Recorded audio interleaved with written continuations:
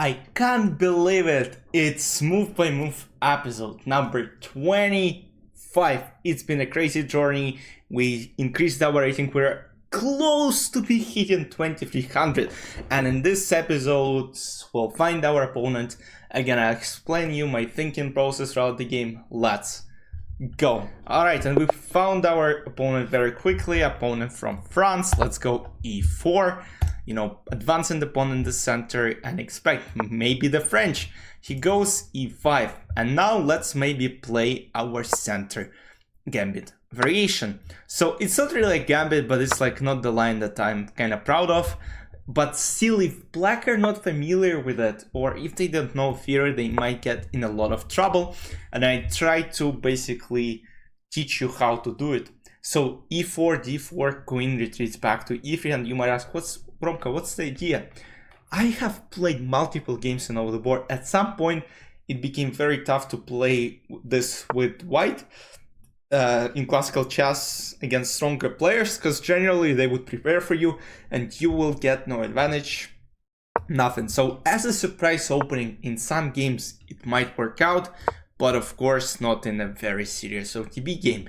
And as you can see, he's playing the main moves, knight c6, knight f6, bishop b4, that's the main setup. I'm just wondering where, okay, 2022, that's fine. Because, you're generally kind of, being suspicious all the time, like you never know what is the level. I'm wondering what's his blitz rating, because that will tell me a lot. His blitz is 2173, not that high, but still, we gotta be extremely careful. Queen goes to g3, and that's a common idea. So now there are two choices. There is knight e4, which is not bad, and there is main rook e4. And the idea of rook e4 is that now if I take, he takes, and now queen and bishop are under attack. So here I play a3, trying to chase the bishop away. Bishop goes to d6, and now I play f4. And the idea of f4, now the rook is under attack. Rook goes back, so he potentially wants to bring his knight to h5. I want to go bishop d3 here to potentially threaten this pawn on h7. He goes bishop f8, and now he's going to play this. So I'm going for knight h8. I don't want to develop here because there are some knight h5. I don't want to calculate it. And after d5, I'm going knight g5. And if he goes something like, let's say, h6, I can play h4. And actually, this reminds me of the setup that Andrew Tang played against me. So far, this guy's playing perfectly, but alright. I have nothing to say. You know how different people say. I might get in trouble, but let's see. So here there are multiple ideas. I might go queen h4, and after h6 we'll see what is going to happen. Because now knight f5 is a bit of an annoying move. Like, I'm gonna lie, that's a very annoying move. And if I do something else, knight s7 looks very, very promising. Very good move. Knight goes to f5. That's why you gotta play the main lines, because if your opponent knows how to play, then you get in a lot of trouble. I might go queen h6, and after h6, that's the question, like what I'm gonna do after h6, or even knight f5. So maybe let's go rook e1, kinda potentially pinning this knight. But knight f5 seems like a move that I would make myself. But then I have queen h3, and then, okay, I might ask, like, alright, there is potentially pawn on h7 which is being attacked. So he might start making some mistakes, but again, it's, I'm basically playing some sort of hope chess. Now there is rook e7, which I'm actually thinking about, because bishop d3, I take with the tempo, don't forget about it. And if actually, why don't play it? Bishop, so wait, bishop f5, I thought of knight f5 honestly, but now the problem is rook e7. Rook e7, another question I have is he might have this d4 push at some point, but I don't care at this point. Rook e7 looks good, and if queen e7 or rook e7, I take on f5. And I have two pieces for the rook. But again, it's not so easy. Like, he might play g6, my pieces are not so good. I'm still wondering what this is. Like, what if I just take? Am I missing something because I'm just up a piece after simple takes next? he did some mistakes, like bishop d3 is definitely wrong. Like now rook e8 and queen is under attack. Yeah, he made an unforgivable mistake, which is alright. That's a bit surprising. You know, I didn't expect it to happen on the board. He had the right idea. He played knight e7, which to me seemed very good, and then something something happened. So here I'm also thinking of different knight d5 ideas, but of course h takes g5, knight f6, like still winning, but you know, why would I complicate things when I can just maybe go back to f3? This pawn is still under attack, rook e1 is coming, up a piece once again, knight e5, let's go rook e1, maybe even g4, maybe queen d7, knight e5. Yeah, let's go knight e5. I mean, after all, you know, you gotta win the easiest way possible.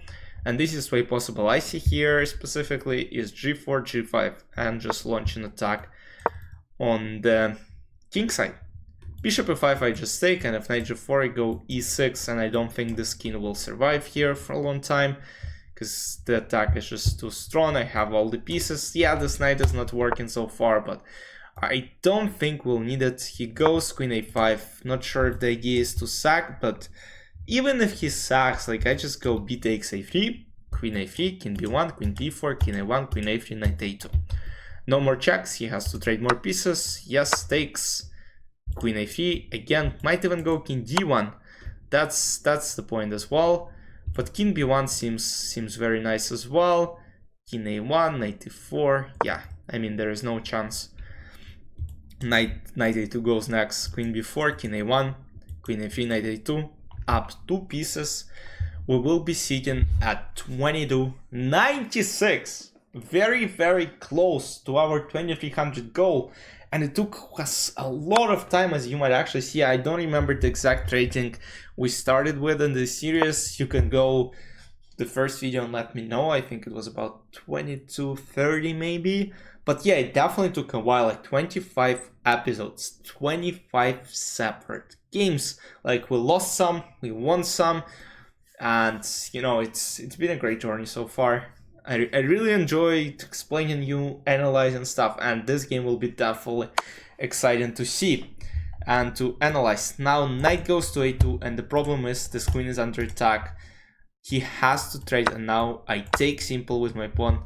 This knight is still under attack, and it has to go somewhere. And I play c takes d3 on purpose, because now I block this square from this knight. Now knight can go to h5, to e8 or h7, and all the squares look absolutely awful. I might reply with g6 on either move. Yes, he takes, and once again he has to move it, and next move is g6. Will follow quickly, g6, f take g6, knight take g6, king f7, and go knight e5 probably.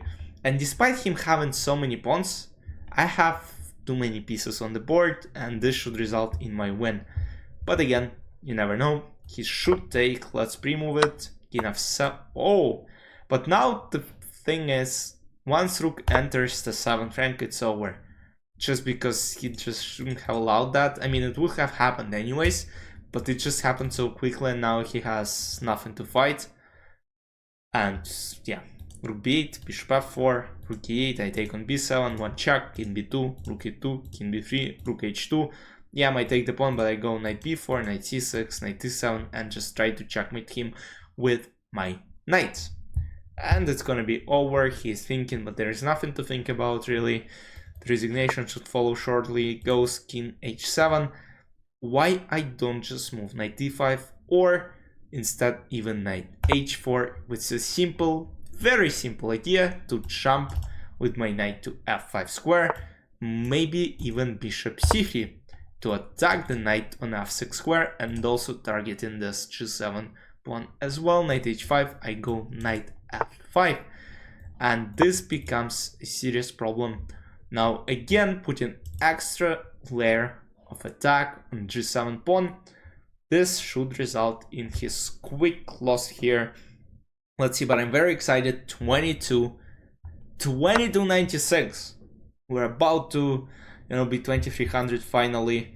because, you know, I see all the streamers who are just probably slightly worse players than I am, and they have 2350, 2360, and I'm like, come on, like, yeah, I'm not playing Rapid as much, and I'm only playing Rapid during this series, but I think I should be a lot higher than this, of course. Rook G7, King F5. Yeah, he's trying his best to fight for his life here. But I want to play H3. I want to stop trick. Oh no, my pawn. But the point of this, you know, giveaway is that, alright, I will go back with my bishop on d2 square. The point of this giveaway is basically that knight f4 fork is gonna follow. He goes knight d5, but now I attack the knight by playing rook d7. And he probably sees that knight f4 is gonna follow. He's like, alright, he played this for a reason. And of course I played for a reason, but, you know, just a bit unlucky here that he saw it. Knight f3, I go knight f4. And yeah, he's fighting actually. He's fighting. He's putting up a very, very good fight, but still it should result in his loss. Rook h3, knight g5. Once again, he's not able to take. My knight jumped around and they're still very, very dangerous. He goes the c4 move. And now I'm wondering if I can just go rook a6. And once again, I'm attacking the pawn. If c3, I can simply take and go knight c3. Yeah, I think I can take and go knight c3. The pawn is finally stopped. He has nothing to do. I have two knights and a pawn. This should be more than enough to convert. Bishop goes to d4, or I might keep all the material and go simple bishop c1. He wanted bishop d4, rook c1. I mean, still a winning position. Goes this way. Let's go rook b6, king d5. Now it's time for rook b5, rook c5. If king e6, that's fine. Takes. I am up 3 pieces, man. 3 pieces. I think it's time for you to resign. Like, why are you playing this position? It makes no sense to me. But yeah, he's actually walking into checkmate net. I think rook c. Oh, yo. Look at this guy trying to put up some tricks here. But no, man, you're trying to trick the wrong person. Rook goes to g4. I took the last pawn, and now I'm ready to just, you know, hustle him. Rook d5. Knight goes to b4. Yes. Oh yeah, I see what he's trying to do. Bishop e3. Rook h7. Yeah, I'm just wondering. This, knight c6, knight d6. It's a checkmate. What a beautiful setup, and it is a win. 2296. Let's go to the analysis part of this episode. So till this very moment, we kind of were playing book moves, and he played very well. Like, it's -1 position for white pieces as of right now. And to my surprise, I mean, not really surprised, but knight f3 is the best move. Yeah, I played knight h3, kind of same idea, but knight f3, yeah, maybe I kind of, you know, misplayed the lines, but I thought that, you know, knight h3 is slightly better. But yeah, knight f3 is what people play most of the time, and I want to show you a game played by Grandmaster Mark Baragua. He played, so Nepo actually plays this d4 sometimes, not a lot, but you know, I found some games. But Mark Baragua is a Grandmaster from Philippines, I believe. He played knight f3 in this position, and let's see what he was playing against. 2440 opponent. This was a rapid game. Goes rook e1, trading the rooks off the board immediately. Rook e1, rook e1, now knight goes to e7. Kind of similar idea that black had in my game. Queen goes to h4, knight f5, now queen goes to f2 back, c5, threatening some c4, trying to advance in the center, goes h3, d4, knight d4, knight d5, and g4. But, you know, this position looks horrible for white, like, I'm not gonna lie, but now suddenly some counterplay, knight g5, and there are, like, potentially ds against h7 pawn, f5, and, you know, white got an attack. F take g6, f take g6, knight d5, now queen f7, queen h7 is a checkmate threat. If queen takes from d8 to g5, queen f7, queen f8, checkmate. So couple of threats, and also we're threatening to take on c4. Queen goes to e7, now bishop takes c4. And the problem right now is this bishop pins this knight on d5 square, and after takes this bishop on d2 now protects g5, so black are not able to take. Queen f6, and we got to the end game where Mark Paragua managed to win the game. Knight d3, bishop g5, knight d5. His knights are just too active, and despite black having some extra pressure in the following position, black simply resigned in this game. So I played knight h3, had kind of similar idea, d5, but I didn't go for rook e1. Instead, I chose to play knight g5 and play for threats. Knight g5, knight goes to e7, that's what we saw, and now black are almost winning. Like, I have nothing whatsoever. After rook h1, which was played, bishop f5 is a huge blunder. And, that's a good puzzle for a lot of people. But, yeah, I just don't understand. You have 8 minutes 33 seconds on the clock, and you play bishop f5. Yeah, you have a smart idea, you want to trade bishops, but why not play knight f5? Like, I would play knight f5, honestly, unless this doesn't work either. Maybe he was afraid of queen h3, and he was like, alright, I don't want to deal with this. Maybe he thought knight h6, he'll have to go this way, and at least this queen is attacked. Yeah, that might seem very annoying, but bishop on g4 is coming. Yeah, I'm trading the rooks off the board, but that's not a big deal. But the problem of bishop f5, yeah, if I take, yeah, that's just an absolutely dream for black pieces. Their knight is active. If queen goes to h3, they might even play g6. Not g6, because g6 actually loses, and I just blundered rook e8, queen e8, and knight d5, and now it's a problem.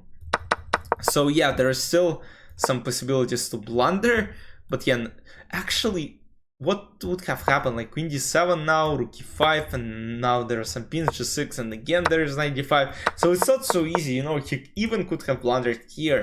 But of course I have another tactical resource, which is very solid, rook e7. And now if he takes with this, and that's exactly what he should have gone for. If g6, I just go back, and alright, you have rook for 2 pieces, but I think it's still more pleasant than what my opponent did, because he played bishop d3 and I'm just simply up a piece, and I think there is nothing else to analyze in this game. It was pretty smooth from now on. Yeah, good game for me, not so good for my opponent. 2296, that's insane. Will we hit 2300 in the next episode? I guess we'll find out, but for now that's it from me. Let me know in the comments any feedback you might have. I'll see you next one. Bye bye.